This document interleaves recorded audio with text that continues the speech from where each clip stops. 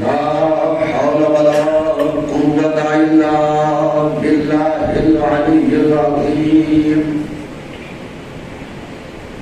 حسبنا الله ونعم الوكيل نعم المولى ونعم النصير بسم الله الرحمن الرحيم الحمد لله الذي علا بحوله ودنا بطوله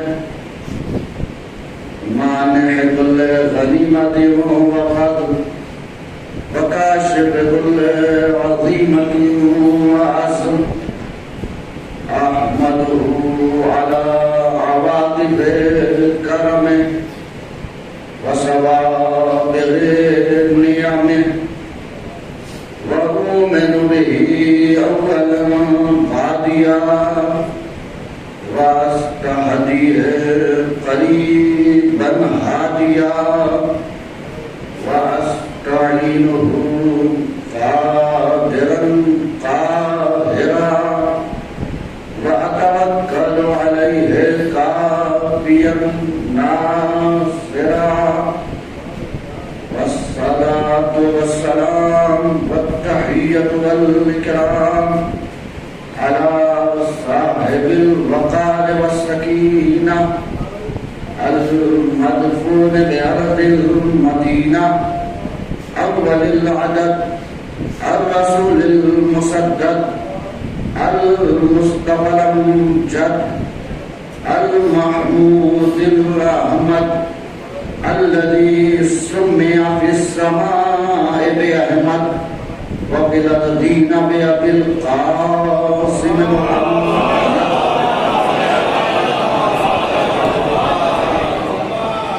وآله الطيبين الطاهرين المعصومين المظلومين الذين أذهب الله عنهم الرجس وطهرهم تطهيرا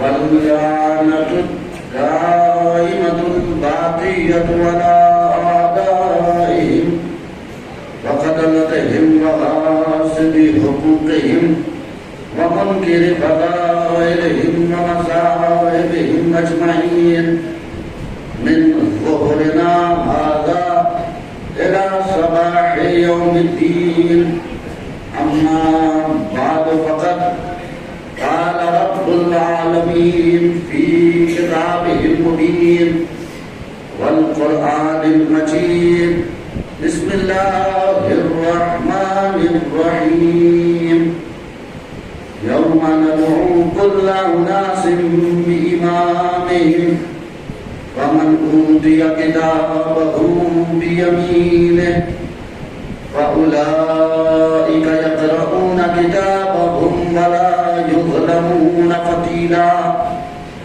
ومن كان في هذه أعمى فهو في الآخرة أعمى وأضل سبيلا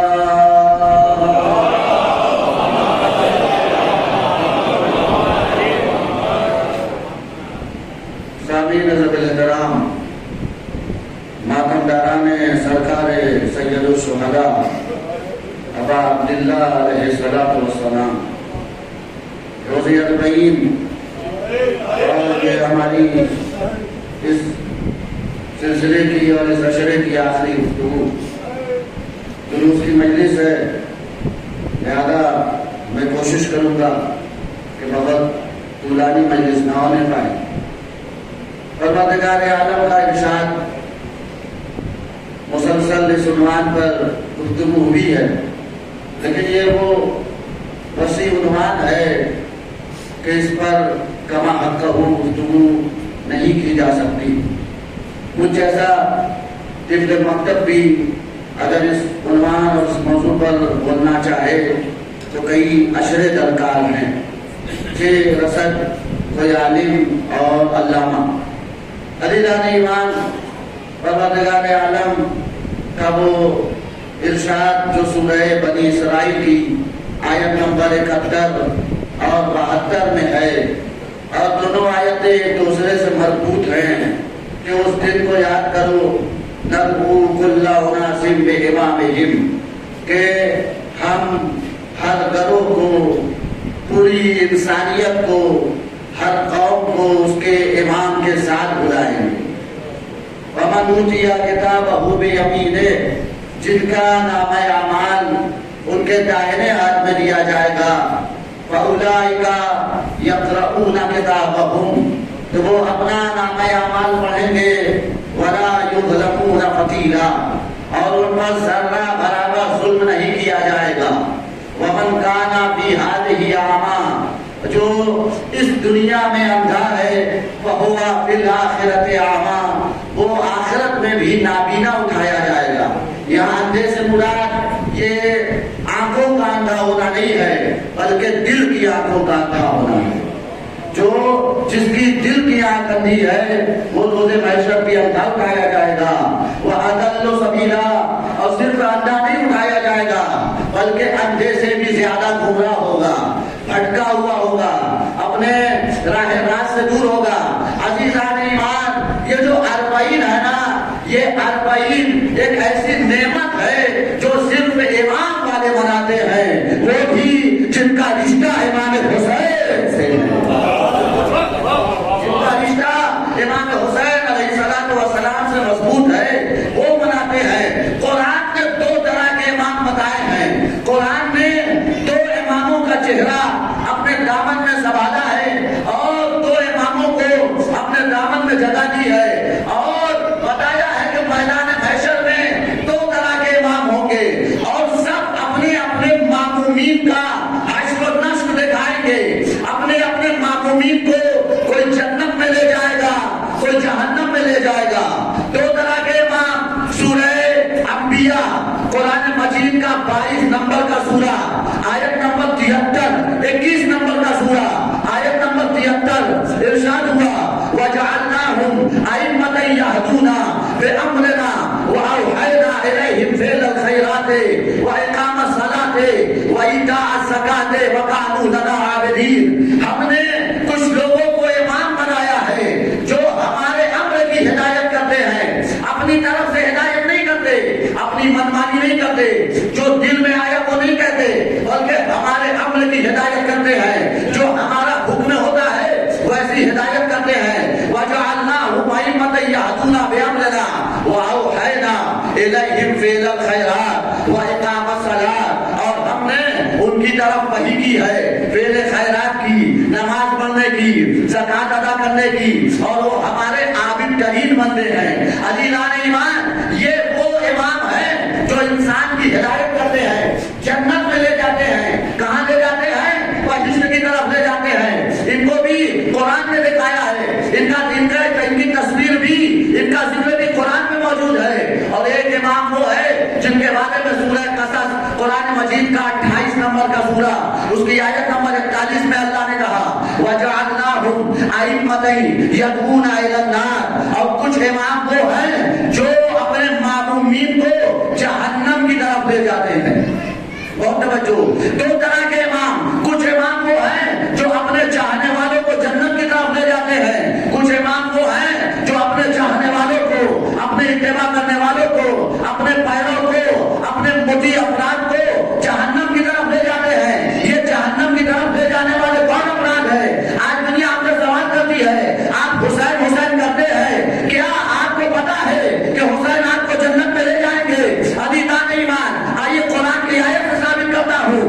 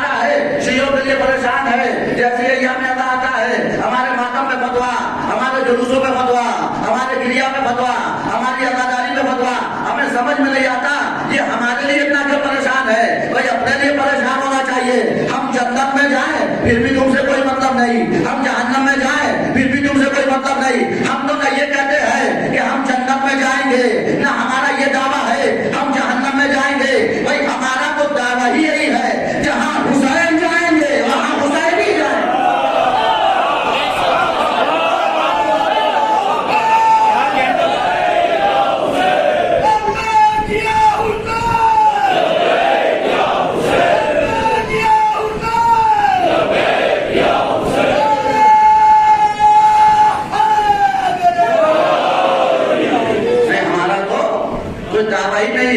ہمیں کہنا ہی نہیں ہے کہ ہم جنتی ہے ہم جہنمی ہیں. بھائی ہمیں حق ہی نہیں ہے کہ ہم فیصلہ کریں ہم جنت میں جائیں گے کہ ہم جہنم میں جائیں گے. ہمارے اعمال تو ایسے ہے ہی نہیں جو ہمیں جنت میں لے جا سکے، لیکن محبت حسین پر اتنا بھروسہ ہے. امام حسین علیہ السلام کی نسبت پر اور محبت و الفت پر اتنا بھروسہ ہے کہ جہاں حسین جائیں گے، جہاں علی جائیں گے، جہاں جناب سیدہ جائیں گی، جہاں امام حسن جائیں گے، جہاں رسول خدا جائیں گے. قرآن ہے، قرآن کہتا ہے وَلَقَدْ أَرْسَلْنَا مُوسَىٰ بِآيَاتِنَا وَسُلْطَانٍ مُبِينٍ. ہم نے موسیٰ کو دلیل کے ساتھ اور معجزات کے ساتھ بھیجا. کہاں بھیجا؟ إِلَىٰ فِرْعَوْنَ وَمَلَئِهِ فَاتَّبَعُوا أَمْرَ فِرْعَوْنَ وَمَا أَمْرُ فِرْعَوْنَ بِرَشِيدٍ. قرآن کہتا ہے کہ ہم نے موسیٰ کو دلائل کے ساتھ، معجزات کے ساتھ فرعون اور فرعون کے دربار کے سرداروں کے پاس بھیجا. لیکن انہوں نے کیا کیا؟ فَاتَّبَعُوا أَمْرَ فِرْعَوْنَ. جناب موسیٰ کو چھوڑ دیا، جناب موسیٰ کی اطاعت نہیں کی، بلکہ قرآن کہتا ہے امرا فرعون، فرعون کے حکم کا اتباع کیا، فرعون کا کہنا مانا. یا اپنے موضوع سے اگر مربوط کروں اور وہ جملہ جو ہمارے موضوع کا ہے یوم قیامت کا امام علی لائن ایمان، فرعون کو امام مانا. فَاتَّبَعُوا أَمْرَ فِرْعَوْنَ، فرعون کو اپنا امام مانا. وَمَا أَمْرُ فِرْعَوْنَ بِرَشِيدٍ. اور فرعون کا امر قابل اتباع نہیں تھا، اس لیے کہ اس میں رشد نہیں تھا، اس میں ہدایت نہیں تھی. تو فرعون کا امر قابل اتباع نہیں تھا، پھر بھی لوگوں نے اتباع کیا. تو اتباع کا اثر تو ہوگا نا بھائی، اتباع تاثیر تو دکھائے گا نا. اطاعت میں اثر ہے، تاثیر ہے. آپ جس کی اطاعت کریں گے اس کا اثر روز محشر واضح ہو جائے گا. انہوں نے فرعون کا اتباع کیا، موسیٰ کو چھوڑ دیا.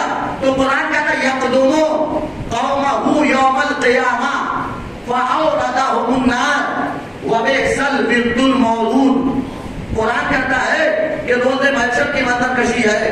ابھی قیامت آئی نہیں ہے، لیکن قرآن اتنی سادی کتاب ہے، اتنی سچی کتاب ہے جو منظر کشی کر دے. اگر آئندہ کی خبر دے پھر بھی ہمیں ماننا ہے، اگر گزشتہ کی خبر دے پھر بھی ہمیں ماننا ہے.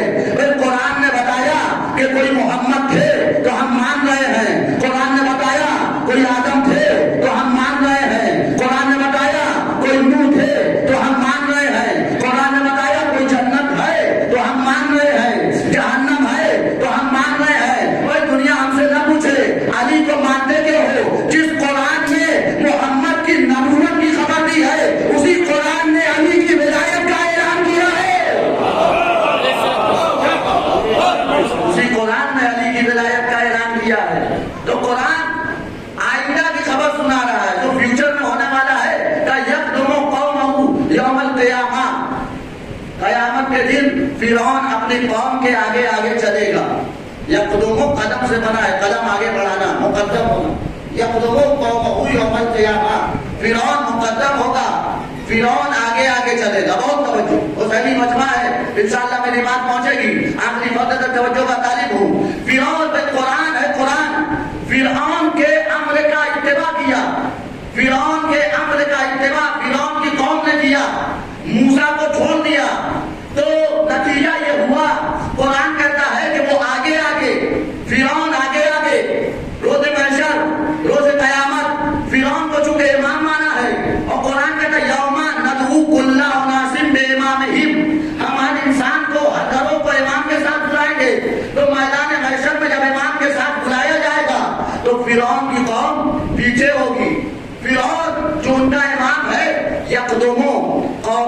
یوم القیامہ، قیامت کے دن ٹھہر ٹھہر کے ترجمہ کر رہا ہوں تاکہ میرے جوان، میرے بچے، مجھ سے میرے ہمسن اور کمسن برادران سمجھ سکیں. یقدم قومہ یوم القیامہ، قیامت کے دن اپنی قوم سے آگے آگے ہوگا. فَأَوْرَدَهُمُ النَّارَ، اپنی قوم کو جہنم میں پہنچا دے گا. وَبِئْسَ الْوِرْدُ الْمَوْرُودُ، اور جہنم کتنی بری جگہ ہے.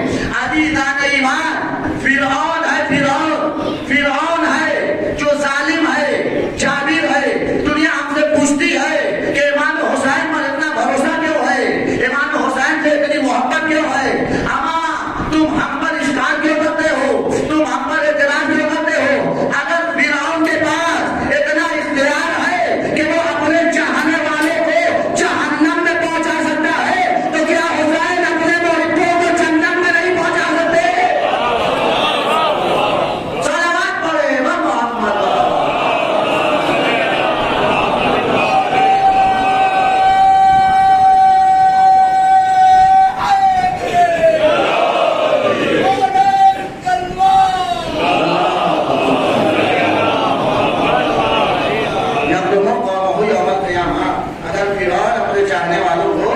اپنے مٹھیوں کو، اپنے فرما برداروں کو جہنم میں پہنچا سکتا ہے، تو جو حسین کا اتباع کرے، جو حسین کو امام مانے، اس لیے کہ امام جو جنت کی طرف لے جا رہا ہے اس کو اللہ نے امام بنایا ہے، اس کو اللہ نے درجہ امامت پر فائز کیا ہے. اور امامت ایک ایسا موضوع ہے کہ ہر کس و ناقص امام حق نہیں ہو سکتا. امام باطل تو ہو سکتا ہے لیکن حق کا امام وہ ہوگا. قرآن نے کہا لا ینال عہد الظالمین، میرا یہ عہدہ امامت ظالموں تک نہیں پہنچ سکتا.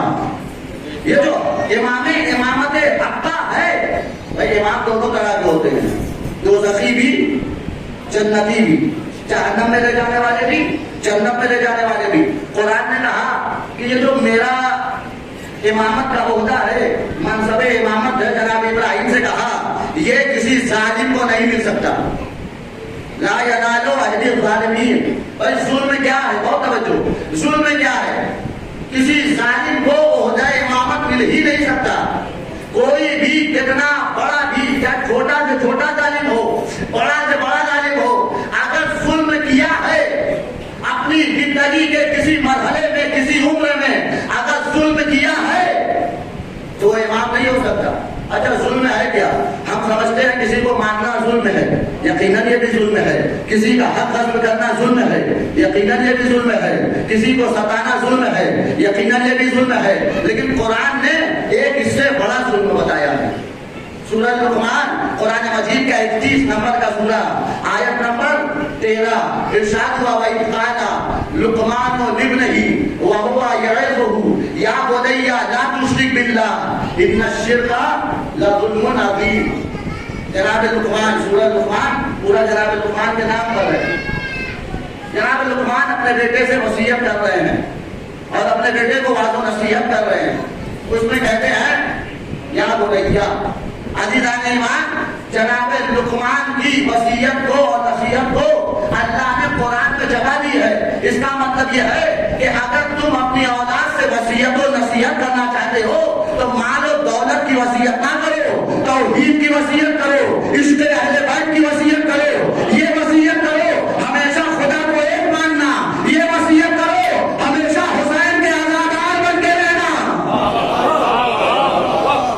وصیت میں اہم گوشہ یہ ہے کہ انسان مادیات سے پہلے معنویات کی طرف متوجہ، ان کی آخرت سنبھالنے کی فکر کرے. کہا اے میرے لال، اے میرے لخت جگر، یا بنیا لا تشرک باللہ، میرے لال اللہ کا شرک نہ کرنا، کسی کو خدا کا شریک نہ کہنا.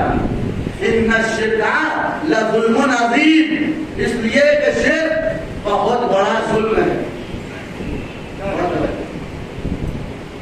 بہت بڑا ظلم ہے. ان الشرک لظلم عظیم. یقیناً مجھے پتا ہے یہ جو مجمع آیا ہے جلوس کا منتظر ہے، یہ چاہ رہا ہے کہ جلدی سے مجلس ختم ہو جائے تاکہ میں سنجید سنی کریں اور اس کے بعد جلوس نکالیں. لیکن ملاحظہ فرمائے یہ قرآن کی آیتوں سے کہ امامت آپ یہاں سنیے، آپ حد سے زیادہ پر آ کر ایسی گفتگو، ایسی ابحاث، ایسی بحثیں سنیے تاکہ چوراہے پر اگر کوئی امام کا منکر آپ سے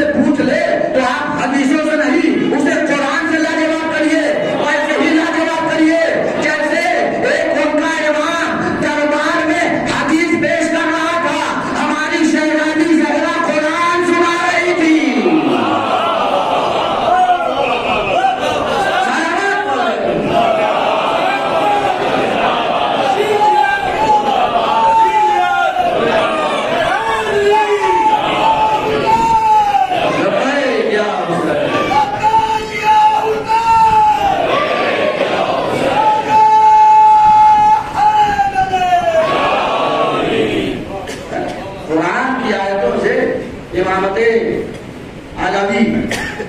علی کی امامت ثابت ہو، تاکہ آپ جواب دے سکیں ان منکران اہل بیت کو جو چوراہے پہ گفتگو کرتے ہیں، اور اسی طرح جواب دے جیسے فاطمہ الزہرا سلام اللہ علیہا نے دربار میں جواب دیا تھا، مرتبہ اہل بیت کی عظمت پر بابا نے بلند صلوات پڑھے۔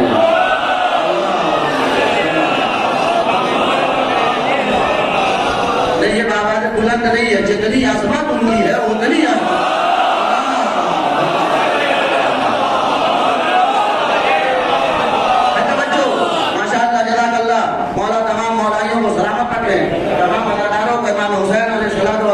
زیادہ سے روزے 40 مشرف فرمائے۔ عزیزان ایمان، قرآن نے سورہ بقرہ میں آیت نمبر 124 میں جناب ابراہیم سے خطاب کیا، جب اللہ کے نبی کو خلیل اللہ کو یہ امامت کا عہدہ مل گیا، امامت کا عہدہ اتنا بڑا عہدہ ہے کہ نبوت مل گئی، رسالت مل گئی، خلت مل گئی، اس کے بعد امامت کا عہدہ ملا ہے۔ اس کا مطلب جو امام ہے اس کے اندر نبوت کے ہنر بھی ہیں، رسالت کے فنون بھی ہیں، اور خلت بھی ہے، اس کے بعد امامت کا عہدہ ملا ہے۔ یہ الگ بات ہے، ہمارا نبی، ہمارا امام نبی نہیں ہوتا، رسول نہیں ہوتا، اس لیے کہ خاتم النبیین ہمارے نبی ہیں، نبوت ختم ہو چکی ہے۔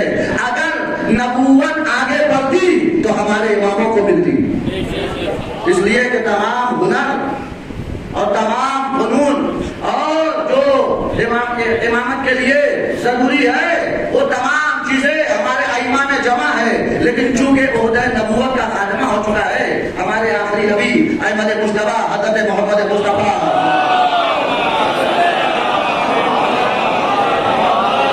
اتنا بڑا عہدہ ہے کہ جناب ابراہیم کو امتحانوں کے بعد ملا تو قرآن نے کہا، جناب ابراہیم نے فوراً کہا ومن ذریتی، یہ بھی ایک درس ہے، جناب ابراہیم نے درس دیا ہے، اگر کوئی معنوی شے تمہیں ملے تو فوراً اپنی اولاد کا سوچو۔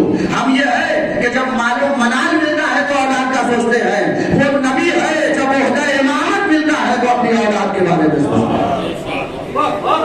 ومن ذریتی، میرے بال بچوں کا کیا ہوگا، میری اولاد کا کیا ہوگا؟ تو اللہ نے فوراً کہا لا ینال عہد الظالمین، ظالموں کو یہ عہدہ امامت نہیں مل سکتا۔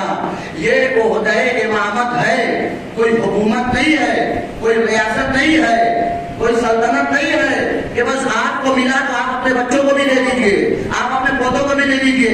کہا کس کو نہیں مل سکتا؟ کہا لا ینال عہد الظالمین، یہ نہیں کہا کہ آپ کے بچوں کو نہیں مل سکتا، ڈائریکٹ انکار نہیں کیا، کہا لا ینال عہد الظالمین، ظالموں کو نہیں مل سکتا، جو ظالم ہے ان کو نہیں مل سکتا۔ عزیزان ایمان، جیسے ہی نبی نے یہ سنا کہ ظالموں کو عہدہ امامت نہیں مل سکتا تو فوراً دعا کی وَاجْنُبْنِي وَبَنِيَّ أَن نَّعْبُدَ الْأَصْنَامَ، اے میرے پروردگار ہمیں بتوں کی عبادت سے بچا، ہمیں اور میرے بچوں کو بتوں کی عبادت سے بچا۔ ہمارے نبی کہتے ہیں کہ ہمارے دادا ابراہیم کی دعا چلتی رہی، نسل در نسل چلتی رہی، لیکن یہ دعا آ کر ہم پر اور علی پر تمام ہوئی، اس لیے کہ ہم دو ایسے ہیں جنہوں نے کبھی بتوں کو سجدہ ہی نہیں کیا۔ اللہ نے ہمیں بھی امام بنایا، میرے بعد علی کو بھی امام بنایا۔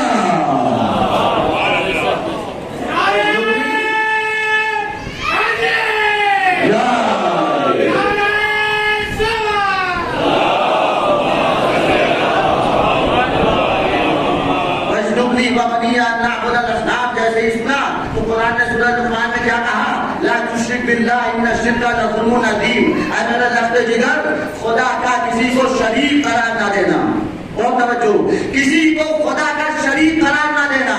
ان الشرک لظلم عظیم، اس لیے کہ شرک بہت بڑا ظلم ہے، چھوٹا ظلم نہیں ہے۔ تمام گناہوں کے لیے یہ ہے کہ معافی ہو سکتی ہے، لیکن شرک کے لیے ان اللہ لا یغفر ما یشرک بہ، اللہ مشرکوں کو معاف نہیں کر سکتا، شرک کرنے والوں کو معاف نہیں کر سکتا۔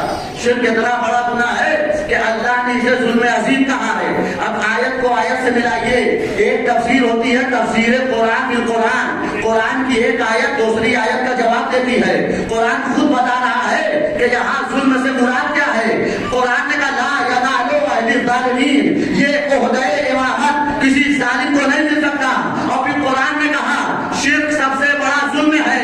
اب جھگڑا ہی ختم ہو گیا، اختلاف ہی ختم ہو گیا، کوئی امام وہ ہے کہ یہ ہے، اختلاف ختم، جھگڑا ختم۔ قرآن نے فیصلہ کر دیا بھائی وہ جس نے اپنی عمر کے کسی حصے میں بت کے سامنے سجدہ کیا ہے وہ امام نہیں ہو سکتا۔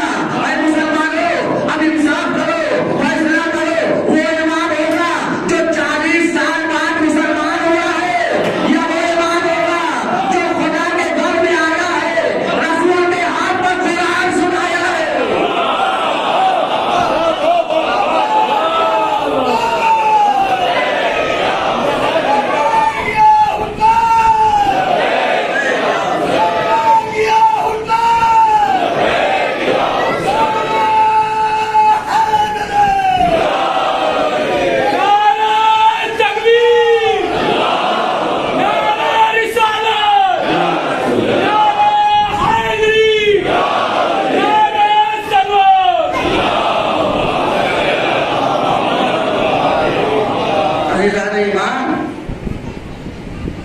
جو بیت خدا میں آیا ہے، اللہ کے گھر میں آیا ہے، اور جس نے آنکھ ہی کھولی ہے تو نبی کی زیارت کی ہے۔ تمام امت مسلمہ اس پر متفق ہے۔ وہ جو تمام صحابیوں کو تمام اصحاب رسول کے نام کے آگے رضی اللہ لکھتے ہیں، وہ بھی علی کے نام کے آگے کرم اللہ وجہہ الکریم لکھتے ہیں، اس لیے کہ یہ اتنا پاکیزہ چہرہ ہے، خدا کے علاوہ کسی کے سامنے جھکا ہی نہیں ہے۔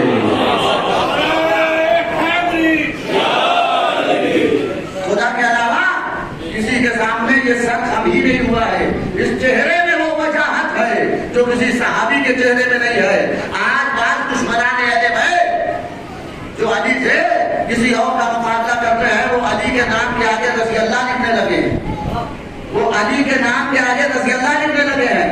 کرم اللہ وجہہ نے کرتا تھا کہ بھائی یہ جو کرم اللہ وجہہ ہے امام کے لیے یہ تو خود سب سے الگ کر رہا ہے، یہ علی کے نام کے آگے رضی اللہ لکھ رہے ہیں، انہیں پتہ ہی نہیں ہے۔ بھائی رضی اللہ کا مطلب پہلے سمجھ لو، پھر سمجھو کہ کس شخصیت کے آگے لگانا ہے، کس ذات کے آگے نہیں لگانا ہے۔ اما جن کو اللہ نے شب ہجرت اپنی مرضی بھیج دی ہو، یہ کہہ کے وَمِنَ النَّاسِ مَن يَشْرِي نَفْسَهُ ابْتِغَاءَ مَرْضَاتِ اللَّهِ، اللہ نے اپنا نفس علی کا نفس لیا ہے، اپنی مرضی دے دی ہے۔ اما جس کو مرضی پہلے سے ہی مل چکی ہے اس کے لیے رضی اللہ کیوں لگاتے ہیں؟ انہیں لگائے جن سے اللہ بھی راضی نہیں ہوا ہے۔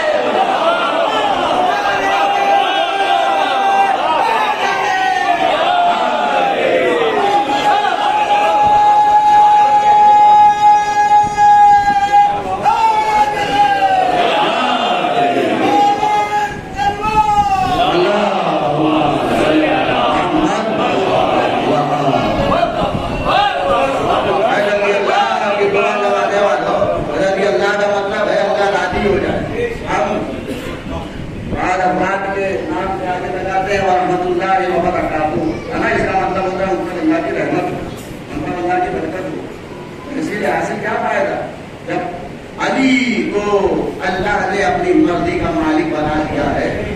وَمِنَ النَّاسِ مَن يَشْرِي نَفْسَهُ ابْتِغَاءَ، یہ وہ آیت ہے کہ حاکم شام نے 4 لاکھ دینار دیا ایک ظالم کو کہ اس کو ابن ملجم کی شان میں لکھے۔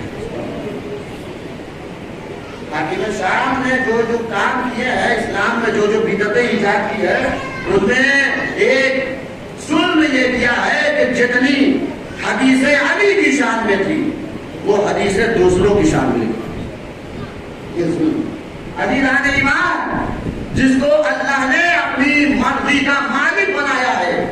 وَمِنَ النَّاسِ مَن يَشْرِي نَفْسَهُ ابْتِغَاءَ مَرْضَاتِ اللَّهِ، بات آ گئی ہے تو عرض کر دوں، آج مسلمان آپ سوشل میڈیا پہ دیکھتے ہوں گے جھگڑا کرتے ہیں، کہتے ہیں کہ امام حسن اور امام حسین یا اہل بیت یا کہان کے نام کے آگے علیہ السلام لگائیں یا نہ لگائیں۔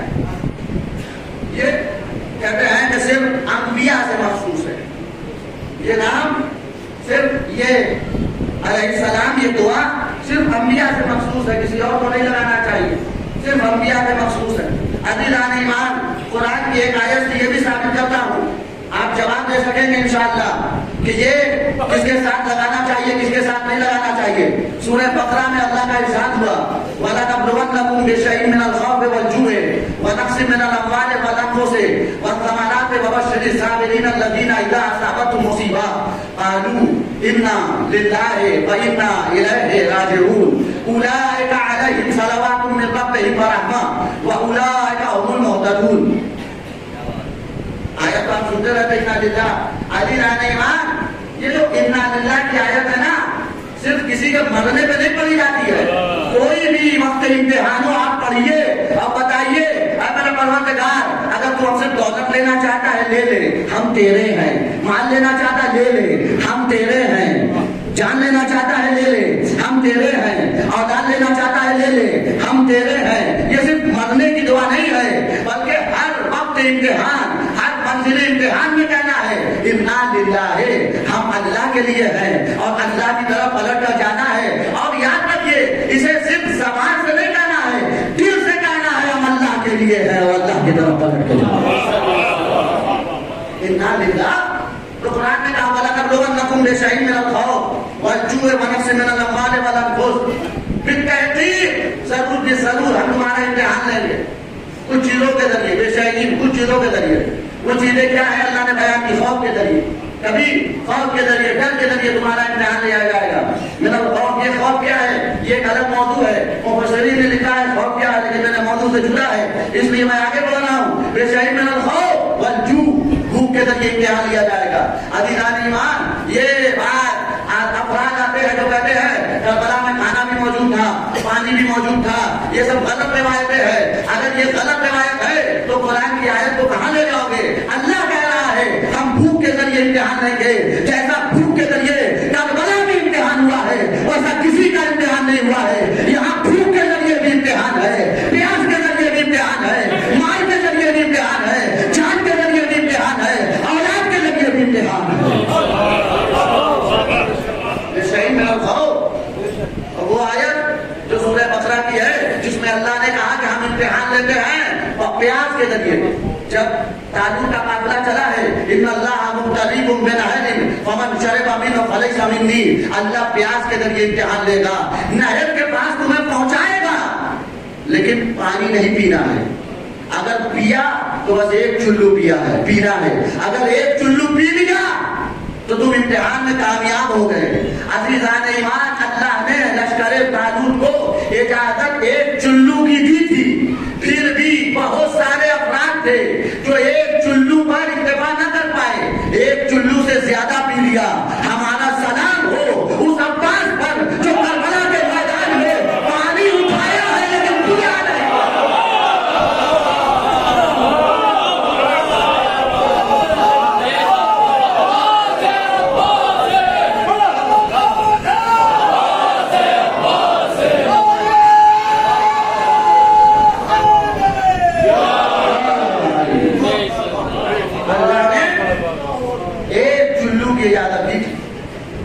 लेकिन इत्तेफा ना कर पाए, अपनी शहवत और अपनी प्यास को रोक ना पाए। हमारा लाखों सलाम हो बाबा अब्बास पर। ऐसा भी नहीं कि चुल्लू में पानी उठाया नहीं, पानी उठाया तो अल्लाह प्यास के जरिए इम्तिहान लेता है, भूख के जरिए इम्तिहान लेता है। करबला में बेशैइन मिनल खौफ वल जू व नक्सिन मिनल अमवाल, माल का नुकसान होगा, ये अल्लाह का इम्तिहान। वस्समरात, कुरान ने कहा औलाद तुम्हारा मेवा दिल है। समरात कुरान ने कहा औलाद, समरात। अच्छा, इस पर भी एक दिन गुफ्तगू हुई थी लेकिन रह गई थी, तो आज मैं उसे 2 मिनट में बयान दे देता हूँ। मेरे किसी बराबर ने कहा तो बयान कर दीजिएगा, लेकिन वो चीजें बाद अफराद ने मुझसे कही कि वो आपने बयान किया था लेकिन मिस हो गई है, उसे भी वादे कर दीजिएगा। मैं उसे मादत चाहता हूँ, बहुत सारी चीजें ऐसी रहेगी जो मैं बयान नहीं कर सका। मैंने कहा कि यह ऐसा मौजूद है कि मुझे पिछले मकतब भी अगर पढ़ना चाहे तो भाई अशरे दरबार है। लेकिन मैंने कहा था कि अल्लाह ने 5 बीवियों को और 5 औलाद को फितना कहा है और कहा इनसे बचो। سورہ تغابن قرآن مجید کا 64 نمبر کا سورہ، اس کی آیت نمبر 14، یہ پہلے سن لیجیے، اس کے بعد یہ سناتا ہوں بہت جلدی جلدی، ساتھ رہیے گا، جڑے رہیے گا، ہمارا گوش رہیے، بغور سنیے۔ عزیزان ایمان، قرآن نے کہا یا ایھا الذین آمنوا ان من ازواجکم واولادکم عدوا لکم فاحذروہم، تمہاری بعض بیویاں، سب نہیں، پریشان نہ ہوئیے گا جوانوں، جنہوں نے شادی نہیں کیا شادی سے توبہ نہ کریے گا، ابھی میں حل کیا لیتا ہوں، انا من ازواجکم، لیکن بعض بیویاں، تمہاری بعض بیویاں تمہارے دشمن ہیں، فاحذروہم، تمہاری بعض بیویاں اور بعض اولادیں تمہاری دشمن ہیں، ان سے بچو۔ عزیزان ایمان، قرآن نے بعض بیویوں کو اور بعض اولادوں کو تمہارا دشمن بتایا ہے۔ کون سی بیویاں؟ کہ وہ جو تمہیں راہ شہادت سے روک دے، وہ جو تمہارے راہ ولایت میں دیوار بن کے کھڑی ہو جائے، وہ جو تمہیں اللہ سے دور کر دے، وہ بیوی جو تمہیں اللہ کی عبادت سے دور رکھے، وہ تمہاری دشمن ہے۔ عزیزان ایمان، ہماری اولاد ہو، ہمارا مال ہو، ہماری بیوی ہو، ہمارا نفس ہو، یہ سب وسیلہ ہے اللہ تک پہنچنے کا، اگر اللہ تک پہنچا رہا ہے تو محبوب ہے، اگر اللہ کے راستے میں مانے ہے، رکاوٹ ہے، تو پھر اللہ کی بارگاہ میں محبوب نہیں ہے۔ آپ پریشان نہ ہوئیے، قرآن نے بعض بیویوں کو دشمن کہا ہے تو بعض بیویوں کو آنکھوں کی ٹھنڈک کہا ہے، ان میں سے ایک بیوی کا تذکرہ خاص طور پر قرآن نے کیا ہے، یہاں کہا یا ایھا الذین آمنوا ان من ازواجکم واولادکم عدوا لکم، تمہاری دشمن ہے، بعض بیویاں بعض اولادیں تمہاری دشمن ہے، لیکن ایک جگہ کہا قرآن نے میرے نبی دعا مانگیے متقین کی، مومنین کی صفات یہی ہے کہ وہ دعا مانگتے ہیں۔ سورہ فرقان قرآن مجید کا 25 نمبر کا سورہ، آیت نمبر 74 ارشاد ہوا ربنا هب لنا من ازواجنا وذرياتنا قرۃ اعین، نبی دعا مانگ رہے ہیں، اے میرے پروردگار میری بعض بیوی کو میری آنکھوں میں ٹھنڈک بنا دے، میری اولاد کو میری آنکھوں میں ٹھنڈک بنا دے۔ مفسرین نے لکھا یہاں بیوی سے مراد خدیجہ ہے، خدیجہ ہے۔ عزیزان ایمان، اگر کوئی نبی کو اذیت دے تو نبی کی دشمن ہے، اگر پورا مال اسلام پر قربان کر دے تو آنکھوں کی ٹھنڈک ہے۔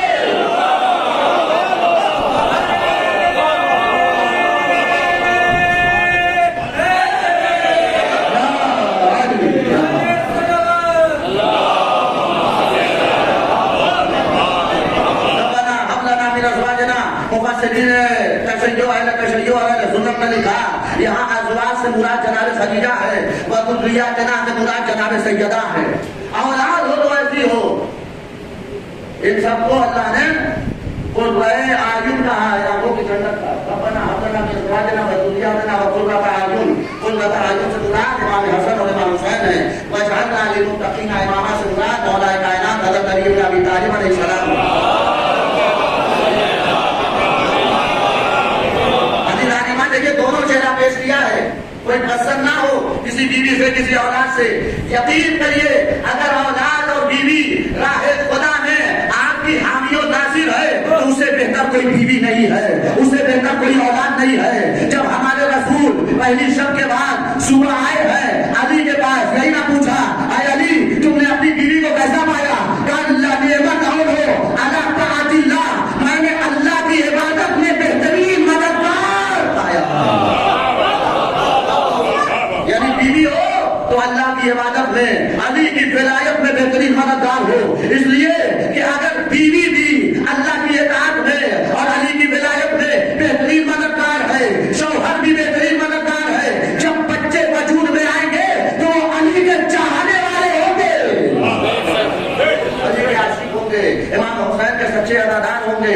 عزیزان ایمان، تو قرآن نے کہا وَلَنَبْلُوَنَّكُم بِشَيْءٍ مِّنَ الْخَوْفِ وَالْجُوعِ، ہم آزمائیں گے تمہیں خوف کے ذریعے، بھوک کے ذریعے، وَنَقْصٍ مِّنَ الْأَمْوَالِ، اور مال کے ذریعے، تمہارے مال میں نقصان ہوگا، کمی ہوگی، ہمارا یہ امتحان ہے، تمہارا امتحان لیتے ہیں۔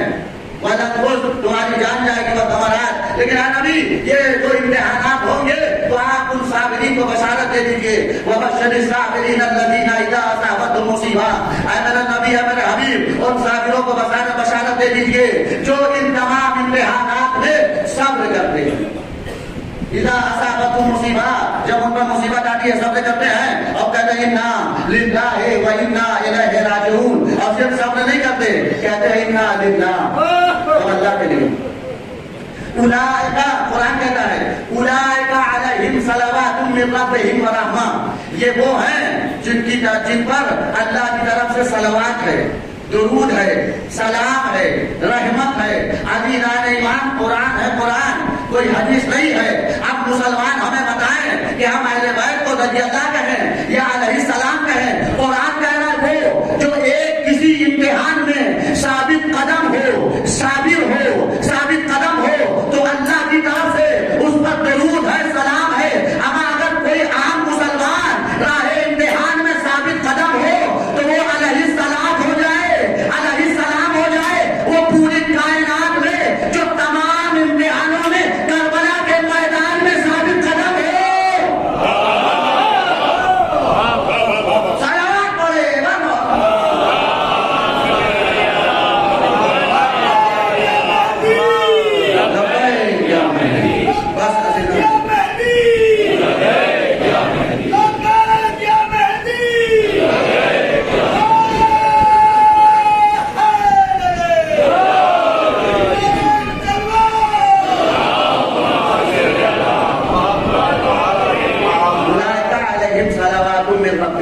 اس کا مطلب یہ ہے کہ علیہ الصلوۃ والسلام اگر بننا ہے تو قرآن نے کہا ہے اس کی کسوٹی اور میزان یہ ہے، اس کا طریقہ یہ ہے کہ انسان صبر کرے، صبر کرے۔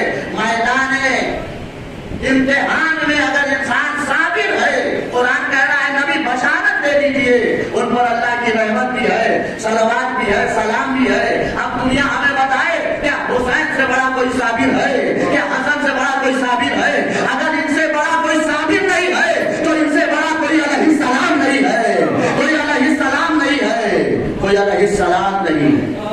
اس لیے کہ اہل بیت سے بڑا کوئی صابر، اہل بیت نے جیسا امتحان دیا ہے۔ عزیزان ایمان، اگر حق ہے علیہ السلام ہونے کا تو صرف اور صرف اہل بیت۔ انبیاء نے بھی یقیناً امتحان دیا ہے، انبیاء نے بھی بہت زیادہ صبر کا مظاہرہ کیا ہے، لیکن جہاں ہمارے اس نبی جو صبر میں بہت مشہور ہیں، ایوب، جہاں تھک کے بیٹھ جاتے ہیں، جہاں بارگاہ الہی میں شکر نہیں، شکر کرتے کرتے گلا کرنے لگتے ہیں، یہ صبر ایوبی ہے۔ یقیناً ان کے لیے بشارت ہے کہ امتحان میں ثابت قدم رہے، یہ صبر ایوب ہے۔ اب دنیا ہمیں بتائے کیا صبر ایوب سے آگے صبر سجاد نہیں ہے؟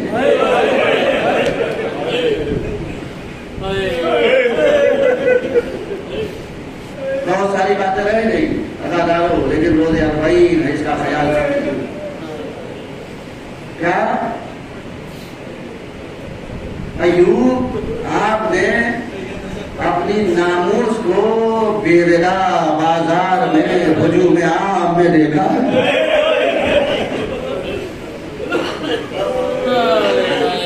دیکھا ہے یا نبی اللہ؟ آپ کا صبر بڑا مشہور ہے صبر ایوبی کے نام سے، نہیں دیکھا، نہیں دیکھا۔ یقیناً جان کا نقصان، مال کا نقصان، اولاد کا نقصان ہوا۔ اللہ نے آپ کو ثابت کہا، قرآن نے ثابت کہا ہے، اللہ اللہ، لیکن آپ سید الصابرین نہیں ہیں۔ ہائے سید سجاد، ہائے زین العابدین، ارے سید الصابرین ہے، اس لیے کہ اپنی ماں بہنوں کو پڑھنا صاحب کبھی ماغان شام میں دیکھتے ہیں، کبھی دربار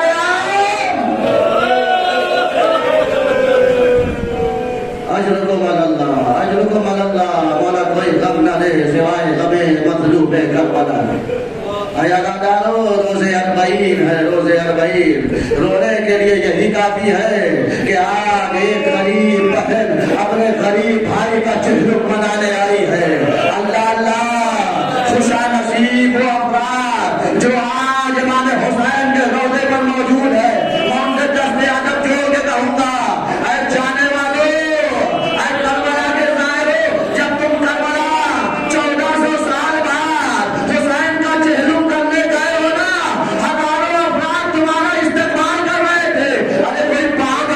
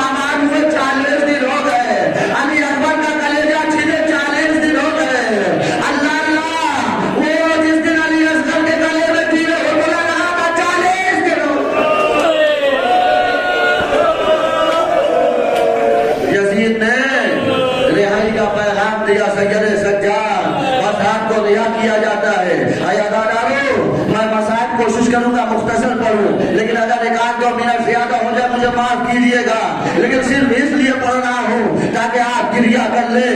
گریہ کرنے کے لیے تو احساس کی ضرورت ہے۔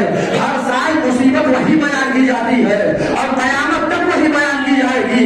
اگر انسان احساس کر لے تو ایک بار وہی مصیبت جو بیان کی جاتی ہے قیامت تک رونے کے لیے کافی ہے، زندگی بھر رونے کے لیے کافی ہے۔ لیکن اگر احساس نہ ہو تو پوری کربلا پڑھ کے سنا دی جائے، آنکھ میں ایک آنسو نہ والا کوئی غم نہ دے سوائے غم حسین کے۔ آیا ڈالو رہائی کا پیغام ملا ہے جناب زینب العلیٰ مقام کے پاس، سید سجاد آتے ہیں یزید نے ہمیں رہا کر دیا ہے۔ اے ڈالو، اے جوانوں انصاف سے بتاؤ، یہ فطرت ہے، فطرت ہے۔ جب کسی انسان کو پروانہ آزادی ملتا ہے نا وہ بڑا خوش ہوتا ہے۔ آج 15 اگست ہے نا، ہم خوشی مناتے ہیں، پورا ہندوستان جشن منا رہا ہے اس لیے کہ آزاد ہوا ہے، ہمارا ملک آزاد ہوا ہے۔ اے ڈالو انصاف سے بتاؤ، ارے زینب آزاد ہو گئی، ام لیلا آزاد ہو گئی، ام فاطمہ آزاد ہو گئی، سید سجاد آزاد ہو گئے، ارے خوش ہونا چاہیے نا۔ مقتل کہتا زینب خوش نہ ہو گئی، ارے سکینہ کی قبر کی طرف نے کہا ارے ہمیں تو آزادی مل گئی، ہائے میری سکینہ، ہائے حسین کی یتیمہ۔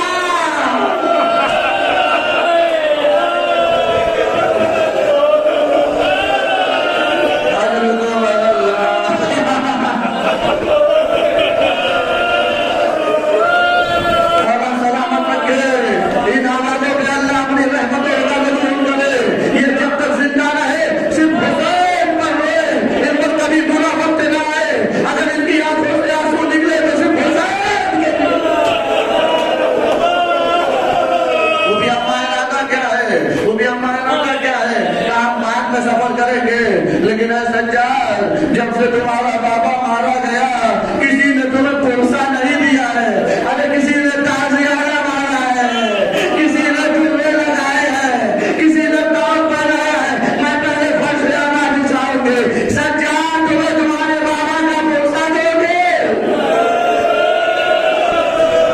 فرشیانہ بچھایا گیا، زینب شاکرہ بن گئی ہے، اہل حرام اور شام کی کچھ عورتیں شامع بن گئی ہے۔ اے اداکاروں میں نہیں جانتا کیا عجب ہوا ہوگا وہاں۔ ارے ہم جو مسائل پڑھتے ہیں نا کتابوں میں پڑھ کر پڑھتے ہیں، ہم نے کربلا آنکھوں سے دیکھی نہیں ہے۔ ارے ہاں جنہوں نے کربلا دیکھی نہیں ہے ہماری زبانیں نجس ہے، گناہگار ہے، پھر بھی مجمع رونے لگتا ہے۔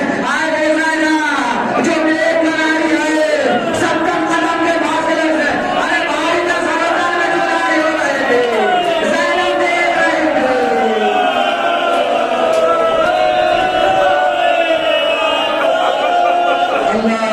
اللہ اکبر، اللہ اکبر۔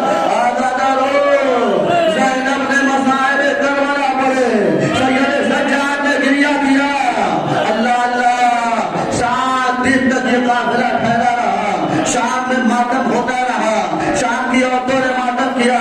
اس کے بعد حکم یہ ہوا کہ تبرکات لائے جائے، تبرکات لائے جائے، تبرکات آنے لگے۔ بس میں مختصر کر رہا ہوں، مفصل نہیں پڑھ سکتا۔ اے اداکاروں، اے میرے جوانوں، تبرکات لائے گئے۔ ارے تبرکات میں کیا ہے؟ یہی رونے کے لیے کافی ہے۔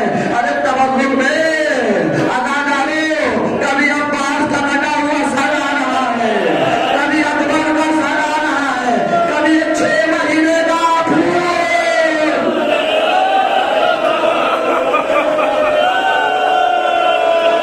علی اکبر کا سر آیا، عمر لالا نے ہوش میں لے لیا، قاسم کا سر آیا، عمر فروہ نے گود میں لے لیا۔ اللہ اللہ، لیکن مقتل کہتا ہے شام میں جو پھول سے سر آئے نا، تو چھوٹے چھوٹے بچوں کے سر آئے، ایک مطلب کوئی خاتون آگے نہیں بڑھی۔ شام کی عورتوں نے کہا خدا کا شکر ہے اس کی ماں مر گئی ہے، ارے ورنہ کیسے برداشت کرتے؟ اس کے 2 پھول سے بچے ایک مطلب زینب طرف گئے،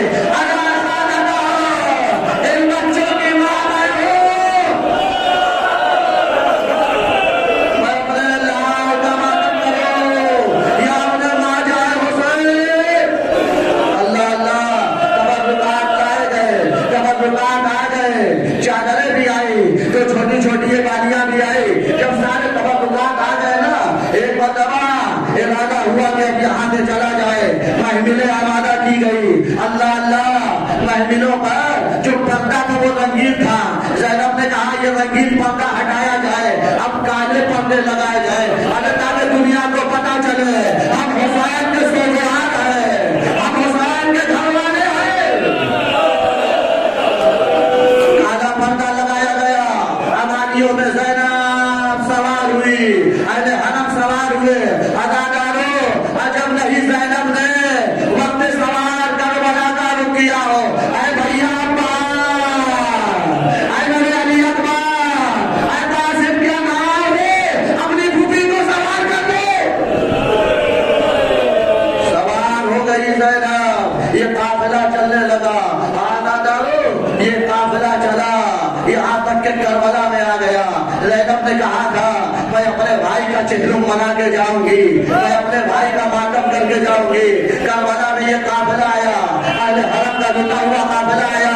اور قافلہ چلنے سے پہلے ایک مرتبہ سجاد سکینہ کی قبر پر گئے.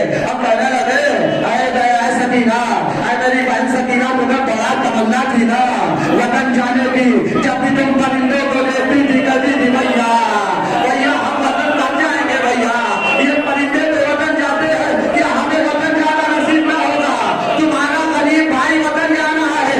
ارے عجب نہیں قبر سکینہ سے آواز آئی ہے, اے بھیا اب تو خود کو غریب جانا ہو, اے بھیا غریب تو میں ہوں جسے وطن جانا نصیب. سجاد چلے, یہ قافلہ کربلا میں آیا. امام حسین کی قبر مبارک پر حسین کا سب سے پہلا ظاہر ہمارے نبی کا صحابی جابر ابن عبداللہ انصاری بھی آ چکا ہے. اللہ اللہ جابر ابن عبداللہ انصاری یا حسین یا حسین یا حسین کہہ کے گریا کرتے ہیں. اتنا گریا کیا کہ غش کھا کے گر گئے. ایک مرتبہ کہتے ہیں حبیب اللہ یجیب حبیبا. ارے آج کیا ہو گیا ہے, جابر ابن عبداللہ انصاری نے بچپن میں حسین کو کھلایا ہے, اپنی گود میں بٹھایا ہے, نبی کے جلیل القدر صحابی ہے. کہتے ہیں ایسا کبھی نہیں ہوا کہ میں نے سلام کیا ہو, میرے آقا زادے نے جواب نہ دیا ہو, نبی زادے نے جواب نہ دیا ہو. آج کیا ہو گیا جو جواب نہیں دیتے, پھر حبیب جناب جابر خود ڈر کے کہتے ہیں ارے وہ کیسے جواب دے, پھر انہوں نے کہا بھائی نہ بتا نکالا سے, ارے جس کی رگے گردن کاٹی گئی ہے, جس کے سرطان میں جلائی ڈالی.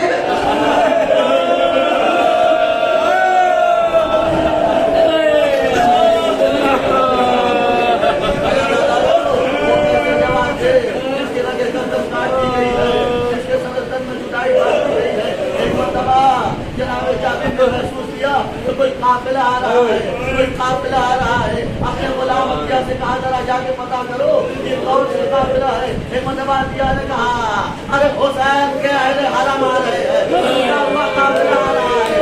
اللہ اللہ اے جابر ارے نابینا صحابی ہے, لیکن حسین کو یہ منظور نہیں.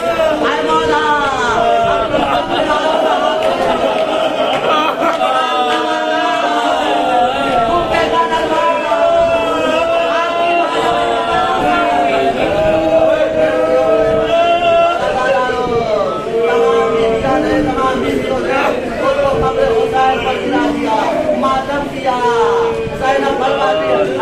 مجھے معاف کرنا, میں تمہاری امانت کی حفاظت کروں, تمہاری امانت زندہ رکھنا. جب قبر حسین سے رخصت ہو چکی نا, ایک مرتبہ زینب آخری منزل ہے, اے عزادارو جتنا رونا ہے وہ دیجیے گا, عباس کی بیگم کو سلام کر لیجیے گا. ایک مرتبہ زینب اپنے بیٹے سید سجاد سے کہتی ہے اے میرے لفظ جگر, مجھے ذرا میرے شیر